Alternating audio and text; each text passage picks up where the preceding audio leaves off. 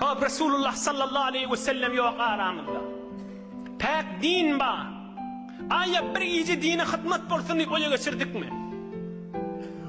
Bir gece zat değil ki öten akşam geçti gitti. Önkü akşam geçti gitti. Önkü akşam geçti gitti. Bir ay geçti gitti. Bir yıl geçti gitti. 17 yaş bilen 18 yaşın arasında 360 gece var. 360 gün var. Bir gecesi. Bar 19 yaşın içinde. 20 yaşın içinde. 21, 22, 30 yaşa var yanca. Hey Kadir geceni uyu geçirdik mi? Ey cevan dostlar, ey mümin Müslümanlar, ders haşlar.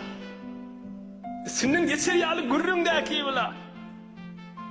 Eğer murde miskin zabanda açtı, ve feryad-ı zari faganda açtı.